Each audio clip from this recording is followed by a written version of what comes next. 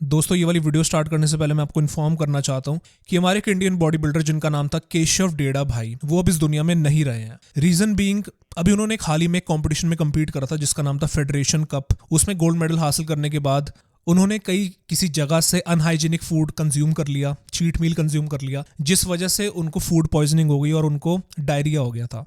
हालांकि वो चीज़ भी उनकी ठीक हो गई थी, उन्होंने कुछ टैबलेट्स ली थी और दवाइयाँ लेने के बाद उनकी वो चीज़ ठीक हो गई थी। बट उसके बाद उन्होंने केक कंज्यूम कर लिया और रात को वो शादी पे गए जहाँ पर उन्होंने काफ़ी ज़्यादा मीठा खा लिया था, जिस कारण की वजह से उनकी शुगर जो थी 400 चली गई थी। और जब उनकी शुगर 400 पहुंच गई तो उसके बाद उनको सीजर्स का अटैक आ जाता है और उनको वॉमिटिंग हो जाती है। वॉमिटिंग उनके मुंह से बाहर नहीं आ रही होती बिकॉज उनका मुंह बंद होता है, और वो वॉमिट जो थी उनके लंग्स के अंदर चली जाती है, जिस वजह से हमने उनको खो दिया। और ये सारी जानकारी हमको कुलदीप सिंह यादव जो कि इनके कोच थे, उनके स्टेटस पे हमको मालूम चल जाती है। और मैं यहाँ पे बोलना चाहूँगा कि यहाँ पे इनके कोच ने भी उनको एडवाइस किया था कि वो ऐसी चीज़ें ना कंज्यूम करे, बिकॉज बॉडी बिल्डर्स को क्रेविंग होती है कॉम्पिटिशन खेलने के बाद मीठा खाने की और चीट मील कंज्यूम करने की। बस अंत में मैं यही बोलना चाहूँगा कि अगर आप लोग बॉडी बिल्डर और एथलीट हो तो अपने कोच की बात सुनिए और अपने बेसिक प्रोटोकॉल्स को फॉलो करिए।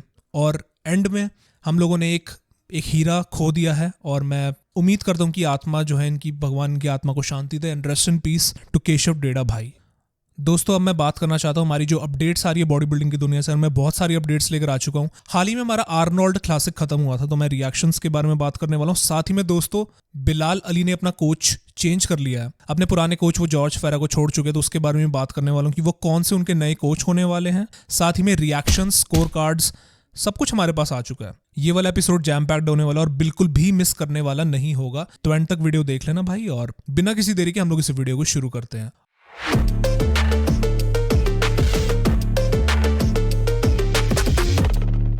ऑलराइट, सो हेलो इनसाइडर्स, मेरा नाम है असीम और आप लोग देख रहे हो बॉडी बिल्डिंग इनसाइडर। मैं इस वीडियो की यहाँ पे शुरुआत करना चाहूंगा हमारे स्कोर कार्ड्स के साथ। और मेंस ओपन बॉडी बिल्डिंग का आर्नोल्ड क्लासिक जो भी गया था, स्कोर कार्ड्स हमारे सामने आ चुका है। 10th प्लेसिंग पर यहाँ पर आते हैं पैट्रिक मोर, और यहाँ पे 50 पॉइंट्स प्री जजिंग में और 53 लेकर आते हैं फाइनल्स में। यानी कि फाइनल्स में ये हल्का सा और वर्स हो गए और 53 पॉइंट्स के साथ यहाँ पर ये आते हैं। 9th प्लेसिंग की बात करी जाए तो यहाँ पर आते हैं कार्लोस थॉमस जूनियर। और कार्लोस की फिजिक में जैसे कि मैंने आपको बोला था कि बहुत लोग जो एक्सपेक्टेशन कर रहे थे इनके साथ, इनकी अपडेट्स बहुत ही, कहना चाहूँगा कि इंप्रेसिव लग रही थी। काफ़ी एकदम राउंड कह लो, चौड़े बॉडी बिल्डर आप कह सकते हो इनको। बट जब स्टेज परफॉर्मेंस की बात आती है तो वो कहीं ना कहीं डिलीवर नहीं कर पाए हैं, और यहाँ पे 45 पॉइंट्स के साथ 9th प्लेसिंग पर ये आते हैं। वहीं पर 8th प्लेसिंग पे जेम्स हॉलिंग्सहेड आते हैं, और वहीं पर आते हैं 7th प्लेसिंग पे शॉन क्लैरिडा। और शॉन क्लैरिडा को तो जायंट किलर बुलाया जाता है बिकॉज अपने से बड़े बॉडी बिल्डर्स को भी ये मात दे देते हैं।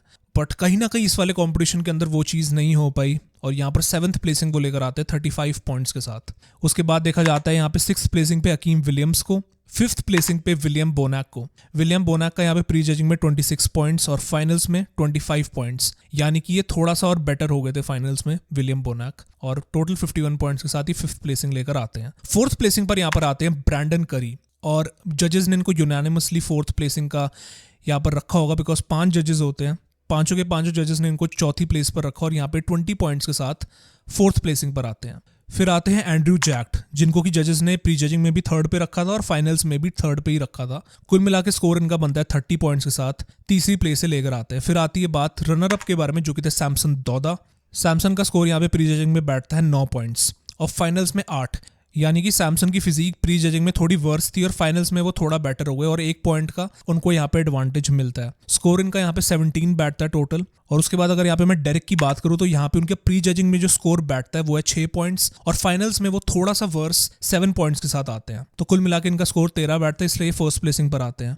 बट वहीं पर अगर मैं एक वीडियो आपको दिखाना चाहता हूँ जहाँ पे कि स्टीव वाइनबर्गर, जो कि हेड जज है IFBB के और जिन्होंने कि आर्नोल्ड क्लासिक की जजिंग करी थी, वो ये बोलते हैं इंटरव्यू में कि डेरेक इसलिए जीते थे वाला आर्नोल्ड क्लासिक बिकॉज वो फाइनल्स में अपनी फिजिक ज़्यादा बेहतर लेकर आए थे कंपेयर टू प्री जजिंग, और ज़्यादा उनकी फिजिक टाइट थी और बेटर कंडीशनिंग के साथ डेरेक आए थे फाइनल्स में। यानी कि स्टीव के हिसाब से डेरेक की फिजिक बेटर हो गई थी फाइनल्स में। वहीं पर वो सैमसन के बारे में ये बोलते हैं कि सैमसन की फिजिक प्री जजिंग में जो थी धीरे धीरे करके और वर्स होती गई प्री जजिंग में, और अगले दिन और ज़्यादा वर्स्ट कंडीशनिंग के साथ सैमसन आए थे फाइनल्स में। तो ये स्टेटमेंट स्टीव वाइनबर्गर देते हैं। अगर आप लोग ये चीज़ कंपेयर करो स्कोर कार्ड्स के साथ जो हमको देखने को मिल रहे हैं, स्कोर कार्ड्स में ये चीज़ बिल्कुल ऑपोजिट नजर आती है। स्कोर कार्ड्स के हिसाब से अगर देखा जाए तो यहाँ पे प्री जजिंग में 6 पॉइंट्स मिलते हैं डेरेक को, और फाइनल्स में मिलते हैं 7 पॉइंट्स, यानी कि फाइनल्स में डेरेक वर्स्ट आए थे।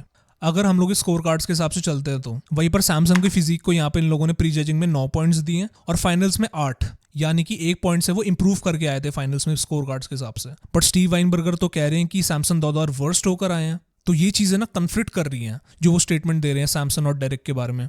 तो मुझे नहीं मालूम है कि क्या सच है, क्या स्टीव वाइनबर्गर सच बोल रहे हैं इंटरव्यू में या फिर स्कोर कार्ड्स सही चीज बता रहा है। मगर एक चीज तो तय है कि डेरिक जिस वजह से जीते हैं वो है अपनी कंडीशनिंग की वजह से और अपनी क्वालिटी मसल जो वो लेकर आए हैं, और ओवरऑल एक इंप्रूव्ड पैकेज वो लेकर आए थे ओलंपिया से। और वहीं पर सैमसन हार का शिकार इसलिए बनते हैं क्योंकि वो जो कंडीशनिंग थी, उनकी सेपरेशन थी, वो कहीं ना कहीं सैमसन ला नहीं पाए शो में, और केवल अपने स्ट्रक्चर और साइज के बदौलत वो नहीं जीत पाए आर्नोल्ड क्लासिक।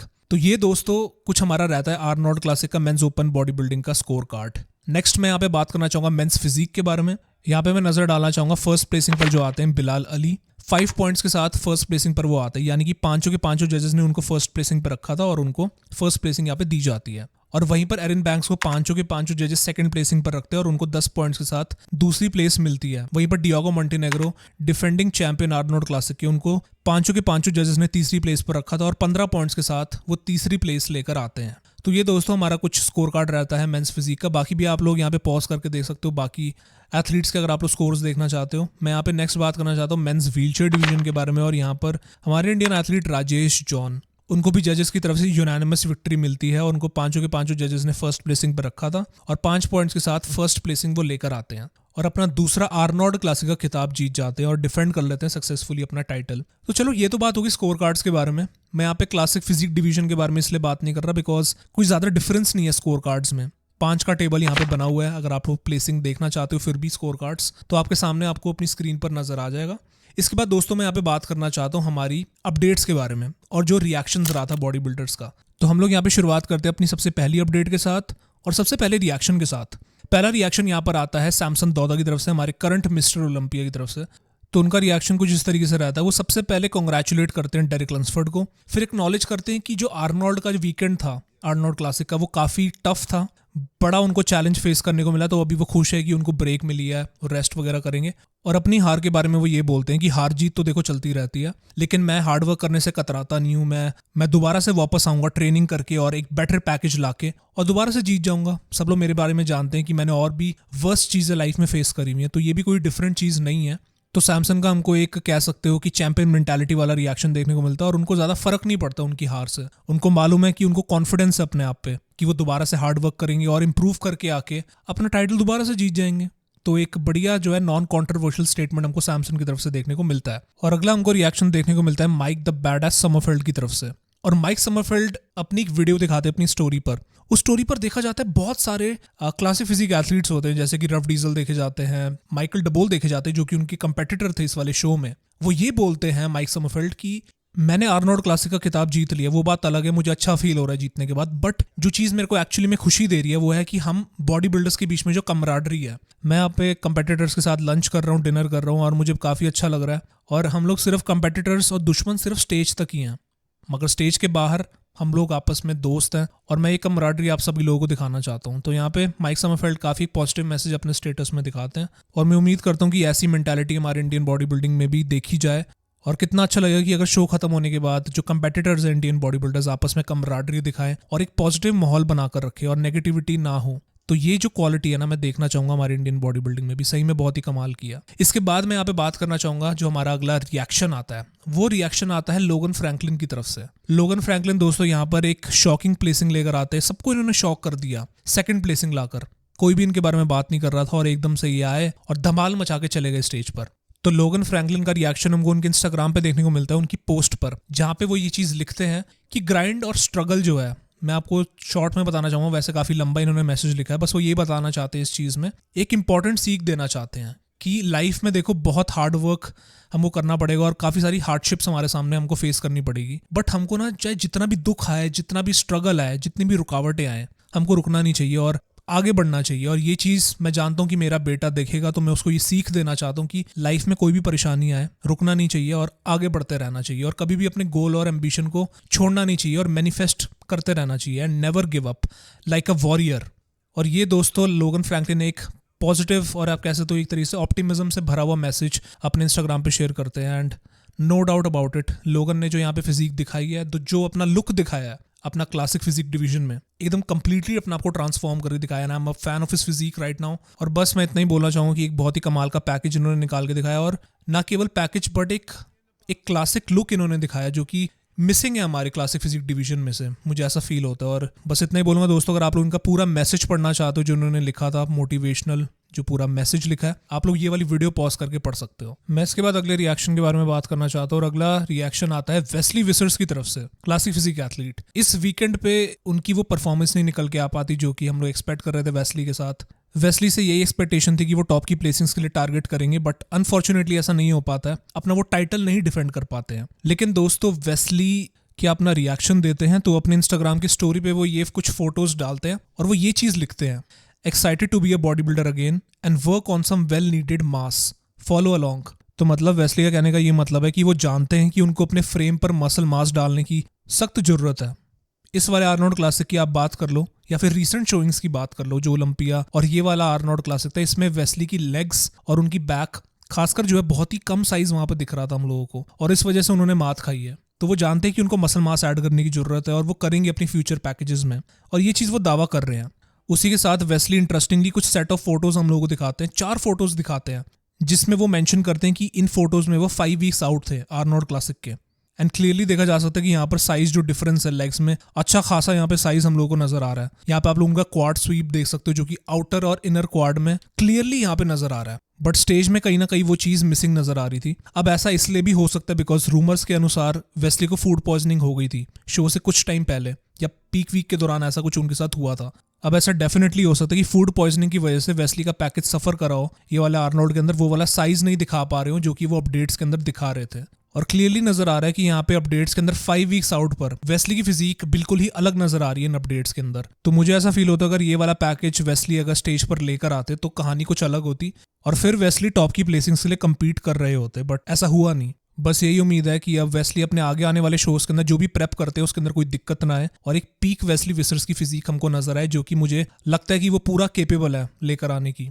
और इसके बाद बढ़ते हम लोग अपने अगले रिएक्शन की तरफ। अगला रिएक्शन आता है बिलाल अली की तरफ से, और अली का इंटरव्यू हमको ये वाला सरफेस करता हुआ नजर आता है इंटरनेट पे, जहां पर कि डेव पोलम्बो उनसे पूछते हैं अली से कि क्या वो इस साल का ओलंपिया जीत सकते हैं, जिसके जवाब में अली बोलते हैं कि आप मुझसे ये मत पूछो कि मैं जीतूंगा कि नहीं जीतूंगा, आप मुझसे ये पूछो कि मैं कितनी बार ओलंपिया टाइटल जीतूंगा। तो मैं 5 बारी ओलंपिया टाइटल अपने करियर में जीतना चाहता हूँ, फिर मैं जाके रिटायरमेंट आराम से लूंगा। मतलब अली का कहने का मतलब है कि वो 5 ओलंपिया टाइटल्स जीतना चाहते हैं अपने करियर में। मतलब अली का कहने का मतलब है कि इस साल तो वही जीतने वाले ओलंपिया टाइटल, इसमें कोई दो राय नहीं है उनके हिसाब से। तो मैं कहना चाहता हूँ कि अली के फेस पे काफी कॉन्फिडेंस नजर आ रहा है, ही इज वेरी कॉन्फिडेंट कि इस साल वो जीतने वाले हैं मिस्टर ओलंपिया, और रायन टेरी को वो डिथ्रोन कर देंगे। और साथ ही में मैं आपको बताना चाहता हूँ कि बिलाल अली के जो नए कोच होने वाले हैं वो है क्रिस असीटो। दोस्तों आप लोग को मालूम होगा कि जॉर्ज फेरा बिलाल अली को 1 साल से ट्रेनिंग करवा रहे थे, उनकी बदौलत उन्होंने पिट्सबर्ग न्यूयॉर्क पिछले साल का जीता और ओलंपिया में 2nd प्लेसिंग वो लेकर आए थे। और इस वाले आर्नोल्ड की भी प्रेप बिलाल अली ने जॉर्ज फेरा के अंडर ही करी थी, लेकिन जब आर्नोल्ड क्लासिक लिए 10 डेज आउट रह गए थे, जस्ट 10 डेज आउट पहले ही उन्होंने अपने कोच को चेंज कर दिया था। जॉर्ज फेरा से स्विच होके वो क्रिस असीटो के पास चले गए। और ये वाली चीज हमको मालूम चलती है अली के कमेंट की वजह से, जो कि उन्होंने अपने इंस्टाग्राम पे डाला था, आप लोग खुद भी पढ़ सकते हो। रीजन अभी मालूम नहीं है कि उन्होंने क्यों स्विच किया, बट हम लोगों को यहाँ पे जॉर्ज फेरा का भी रिएक्शन देखने को मिल जाता है। और जॉर्ज फेरा लिखते हैं कि मैं अली के डिसीजन से रिस्पेक्ट करता हूँ उनका decision and I wish him best of luck. अगर आप लोग उनका पूरा मैसेज पढ़ना चाहते हो तो आप लोग वीडियो पॉज करके पढ़ सकते हो। अभी दोस्तों अभी हमको मालूम नहीं है कि क्यों उन्होंने अपने कोच को चेंज करा, अभी काफी अच्छा उनका ट्रैजेक्टरी पे करियर जा रहा था, क्रिस असीटो पे स्विच करने का क्या कारण था। लेकिन मैं आप लोगों से पूछना चाहता हूँ कि आपको लगता है कि क्या ये अली का सही डिसीजन है कि क्रिस असीटो के साथ वो काम करेंगे। और जॉर्ज फेरा जिन्होंने कि अली को कमबैक करवाया, पिट्सबर्ग और न्यूयॉर्क जितवाकर ओलंपिया में 2nd प्लेसिंग दिलवाई, तो इतना अच्छा उनको यहाँ पे कमबैक करवाया और उनकी बॉडी इतनी नेक्स्ट लेवल पे उनकी बॉडी लेकर गए, तो क्या लगता है कि उनका सही डिसीजन है या फिर नहीं है। जो भी आप लोगों को लगता है आप लोग बता सकते हो कमेंट में। अब हम लोग कोचेस के बारे में बात कर ही रहे हैं, तो यहाँ पर हमको यहाँ पे रिएक्शन देखने को मिलता है हानी रैम्बोर्ट की तरफ से। और हानी रैम्बोर्ट यहाँ पर डेरिक लंसफोर्ड को कांग्रेचुलेट करते हुए लिखते हैं कि huge congratulations Derrick, you guys crushed it, absolutely well deserved. तो यहाँ पे हानी रैम्बोर्ट जो कि डेरिक लंसफोर्ड के पुराने कोच थे, वो तारीफ करते हैं उनके नए कोच क्रिस असीटो की और डेरिक लंसफोर्ड के दोनों के हार्डवर्क की और दोनों के काम की, कि दोनों ने बहुत ही बढ़िया पैकेज डिलीवर करा है और वो एब्सोल्युटली डिजर्व करते थे वाला टाइटल आर्नोल्ड क्लासिक का। तो ये दोस्तों कुछ अपडेट रहती है हानी रैम्बोर्ट की तरफ से, उनका रिएक्शन नेक्स्ट दोस्तों यहाँ पे जो हमारा अपडेट आती है वो आती है ब्रैंडन करी की तरफ से, और मैं आप लोगों को बताना चाहता हूँ कि ब्रैंडन करी कंफर्म कर देते हैं कि वो compete करेंगे इस साल के मास्टर्स ओलंपिया में, जो कि 2025 का मास्टर्स ओलंपिया होगा। डेट्स की बात करूँ, मास्टर्स ओलंपिया होगा 9 से लेकर 10 अगस्त को 2025 में टोक्यो जापान में। तो ब्रैंडन करी यहाँ पर compete करेंगे, ये चीज़ वो कंफर्म कर देते हैं। तो हम लोग को दोस्तों पहली बार ब्रैंडन करी नजर आएंगे compete करते हुए मास्टर्स ओलंपिया में, जहाँ पर कि 40 प्लस एज वाले बॉडी बिल्डर्स compete करते हैं। और मैं उम्मीद करता हूँ कि यहाँ पे कुछ जो रिटायर्ड बॉडी बिल्डर्स है, कोई लेजेंड बॉडी बिल्डर्स भी वहाँ पर compete करने के लिए आए, जस्ट लाइक ब्रैंडन करी, और बढ़िया मुकाबला हमको देखने को मिले। आप लोग किस बॉडी बिल्डर को देखना चाहोगे मास्टर्स ओलंपिया में? बस दोस्तों यही था कुछ आज की वीडियो के लिए और कुछ अपडेट के लिए। अगर आप लोगों को ये वाली वीडियो पसंद आई है तो फिर लाइक, सब्सक्राइब, शेयर और ऐसे ही बने रहिए दोस्तों बॉडी बिल्डिंग की अपडेट्स के लिए। Stay tuned and thank you for watching the video. दिल से शुक्रिया, और मैं सभी लोगों को मिलता हूँ अगली वीडियो के साथ। तब तक के लिए अपना ख्याल रखिए। Till then take care and bye bye.